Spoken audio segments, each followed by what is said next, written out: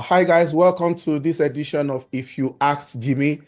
I'm very excited today because we have promised over and over in our my presentations, in my videos, that we're going to be having guests on this program, and they're going to come to help us to shed more lights on issues. It's not supposed to be a monologue from me to us. It's actually the channel. It's my channel, is your channel, it's everybody's channel. It's actually for our societies, for our community, and it's for all shades of opinion that can help us to learn, to grow, and to be able to live better in this complex and dynamic and rapidly changing world. And today I'm very, very excited to bring to you our first guest on this show. After we meet today, someone I've known for donkey years, since back in the days. I'll let him introduce himself to us. Thank you very much. Can you just introduce yourself so I don't? Absolutely. My name is Ademola Dayo. I've been in the UK for a while now. I'm an IT professional. Wow. And we've known each other a long time. You've known me from when I was a teenager. Why are you exposing me? And and you could have easily said I'm your bro, because we looked at, you trained my younger sister. You trained them on organs, pianos in those days. So we looked at you as a very talented individual, even from a very young age. So we respected you a lot, and we still respect you now. So it's an honor to be here, and it's an honor to be part of your program. Wow. So you're exposing the music part of me to the whole world. Well, thank you. It's not an expose yet. Anyway, we've come a long way. And I know that you've been in diaspora for so long. You want to tell us a little about that? Yes, I've been in diaspora now for a long while. I would say 3 decades. It was actually going to be 3 decades in July. Wow. I think it's June, because I left Nigeria a year after June 12th. So wow. Yeah, it would be so June 12th. So I'll say June, it would be 3 decades. I know a lot of people would try to now do some maths. So do the maths, again, yeah. I will leave my age out of it. Oh yeah, June 12 was 1994. June 12, 93. 93. So okay, the election happened at 93, but it looks like the protest, the first protest, to mark June 12 happened in 94, and then I think the second protest was when I left Nigeria. So much about that, but you didn't tell us the part that were you actually born in the UK, or you migrated to UK eventually? So I was the first generation of people that were actually born in the UK. You were born in the UK? Yeah, my parents, my dad and his siblings came to the UK to study. Okay. And they all gave back to their kids in the UK around the same time. And then they moved back, took us all back to Nigeria. Yeah. Awesome. There's a reason why I'm bringing that in. It's not too much about the diaspora in you, because we are talking about our country here. We're talking about Nigeria. We're talking about Africa, and that's what this channel is going to be about. We're going to also be talking about the global space. So we are looking at ourselves from Nigerian extraction to the diaspora space. I am speaking from the US right now. So where are you at? Where are you at right now? Where are you having this interview from? I'm based in the UK, and I'm based in a city called Bristol, which is southwest of the UK. All right. I live in Dallas, Texas, and we're doing this for a reason, because we are both here and there, of course. Both places at the same time. We are fully here. We are fully here. We are fully there, and we still maintain our roots back home. Is that correct? Absolutely, to the point where a lot of people actually mistake me. I will tell you a little story that comes to mind. Is we went for a party in Nigeria, and I was with my nieces and nephews, and when we got to our Ijebu, I told the driver to slow down, and every familiar face I saw from about 5 minutes before we got to our house. I was greeting them from the car, saying hello, catching up. Older people said, when did you arrive? I'm just getting home now. I'm actually on my way from the airport. When we got home, my nephew asked me, said, Uncle, where do you live? I said, what kind of question is that? You see me in England all the time. He said, but I'm confused because the way you spoke to these people, our parents don't speak to these people the same way. So how come you have more dialogues with everybody you meet and you don't live here? So it's all about connecting and establishing that connection wherever you are to make sure that you don't lose in touch with your roots. Absolutely. So I think we are getting in the grind already, because you are fully here, you are fully there, the same way with me. And what we're trying to establish is just to find a sync, because diaspora can displace people. Part of the challenges we are facing, in this generation is this disconnect, especially for those who are not just, maybe vacationing abroad, those who have come to abroad to stay.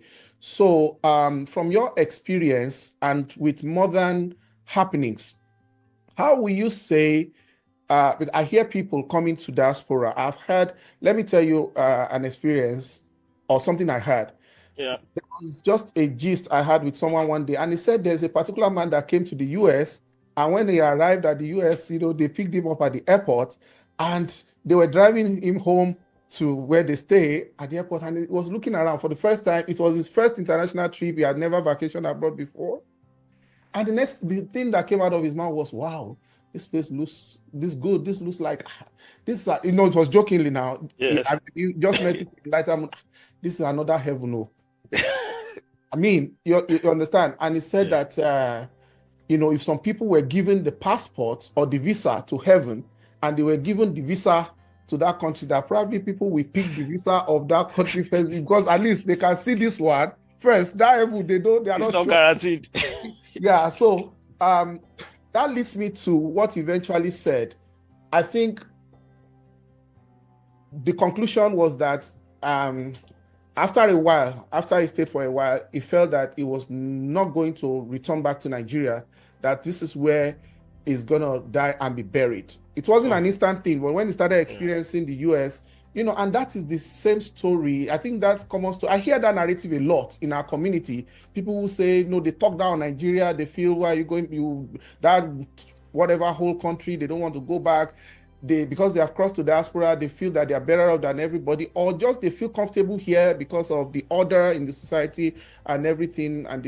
So what do you say, or what's your opinion on those people who are migrated and they don't feel connected to their root again, or they have made up their mind that they are never gonna go back? It's a difficult one, because we can't judge people's circumstances and decisions. The circumstances around what they decide is based on their experience.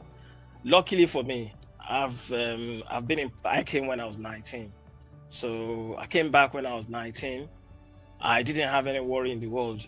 I didn't have any perception. I was still a teenager growing into a man. And at that time, and you know how the culture is in Ijebu. Boys to men. Yes. So I was pretty much a teenager, I would say, even though when I got here, the first cultural shock is, actually, I'm free now. I can make some critical decisions myself without actually calling daddy or calling mommy, which was it was a novelty for me for a long time. But still, one thing I never did from that age till now was go out and never come back the same night. Even if I go to, no matter how far it is, I will always come back to my... You were self-censored, personal discipline. So I think it's partly because I went to boarding school in Nigeria, and all these principles, disciplines have been instilled into me. Before we even get into your question, people always ask me this, and people always say this among the diasporan that returned. They always say if they were to be left here and not go back to Nigeria, they would be better off. And I always correct that notion. I always say, no, Nigeria made you who you are today. Nigeria gave you all the substance you have today. That if you didn't go back to Nigeria, you wouldn't know your hand from your elbow. You would do exactly what a typical British person would do. Go and study, graduate, and then find a job, be comfortable, and worry about nobody else. That leads me to the question: do you still feel connected to your roots? Some people say they don't want to go back. What's your own personal opinion on that? You might talk about what you said. Everybody has a right to their choices. Yeah. What about you? What's your perception on that? My perception on that is: will you go back someday? Or I'm definitely. I've done my 360 now, and I think I know I'm at that point where I'm planning my return. I'm already planning my return. My house is almost completed in Ibadan. So yeah. And then I'm not even sure if I'll be staying in West Africa or East Africa, because part of what I do, I'm into mining, and part of a lot of my mining exposure is in East Africa. What's your background professionally? My background is finance, but I evolved into an IT professional. All right, and then you are into mining. There's so many parts to you. Okay, don't let me distract you. You're talking about you don't know whether you're going to still return to Nigeria West Africa or East. Continue. But I know one thing I know for a fact is I'm returning back to Africa. Wow. Whether it's East or the West, that's what I haven't decided yet. East or West, home is the best. Home is exactly. Okay, exactly. I'm still going to take you. It looks like I'm going the rabbit hole on this. Forgive me.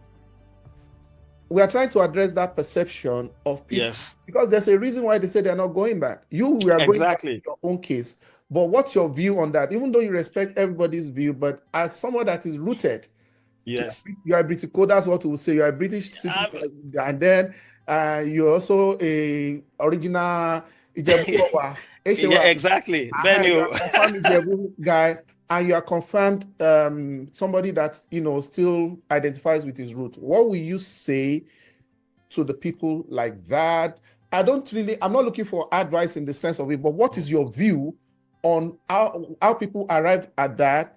Because it's not looking like a small minority that we can ignore. It looks like something that, and sometimes, this kind of, herd mentality. People tend to now have a kind of mindset that is getting yes, popular, in the popular opinion. What would you say to that? The reason why I decided that, well, it wasn't a decision, it was more of a you evolve. I feel a man evolve every 5 years. I always try to technology, things are always moving. So we cannot hold one single view for a long period of time when everything around us is constantly changing. We ourselves need to unlearn and relearn certain things about where we are and where we're going. And reinvent. So a lot of people have different experiences.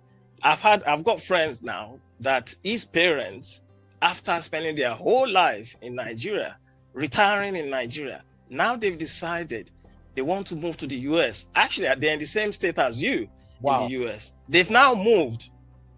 They've moved for good to the US. No going back.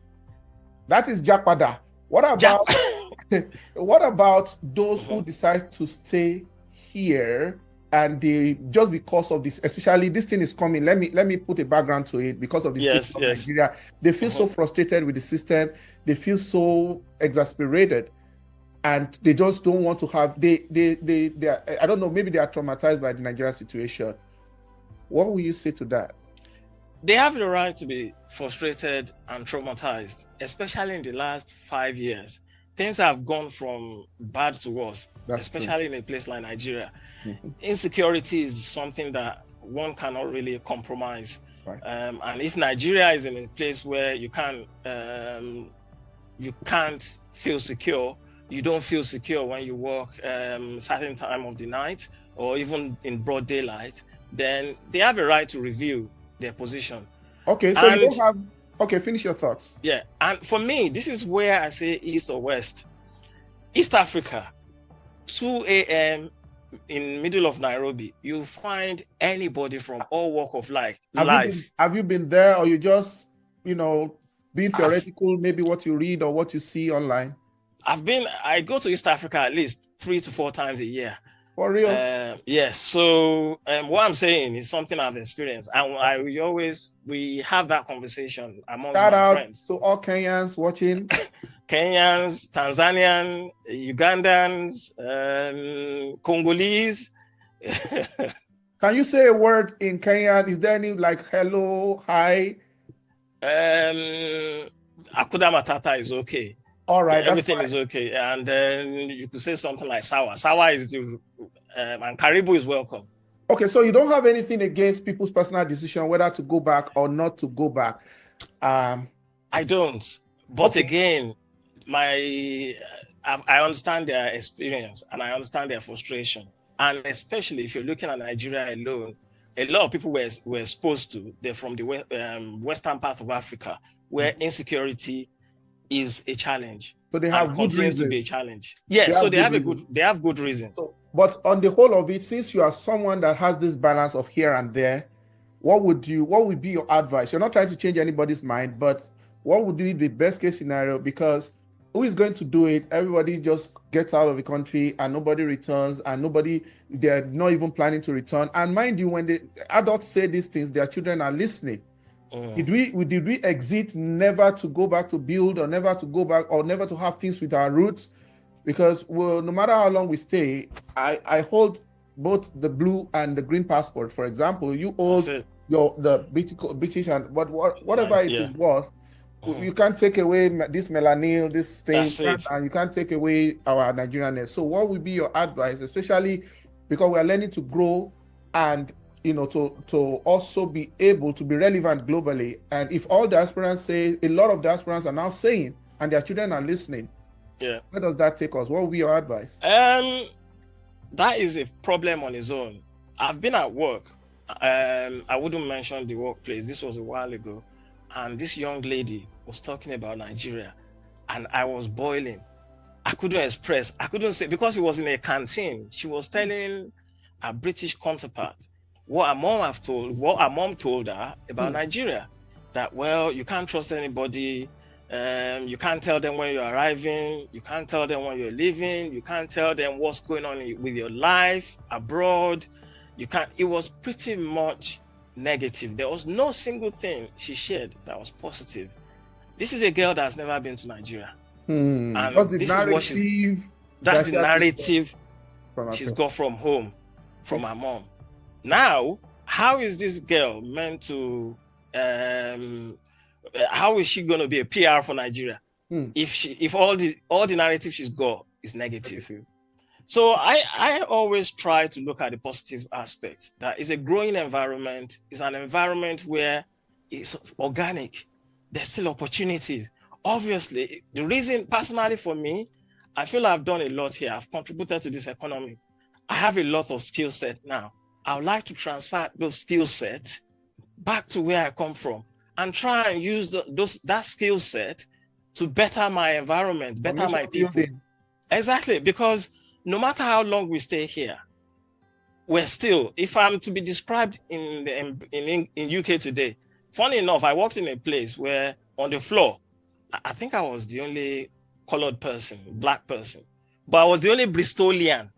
Wow. I was the only Bristolian, born in Bristol. But if they were to describe me, they say, Ade, you know Ade now, the Nigerian guy, Ade. Wow. So, but if you go by paper, I'm more Bristolian than they were. But they still describe me in that way. That Ade, the Nigerian guy, you know Ade. So that tells you something, that regardless of how long you stay here, you're part and parcel of what's going on in the community, but you still belong. Your roots still belong to that place you come from. So you have to always nurture the roots. If you don't nurture the roots, the whole plant will die. Absolutely.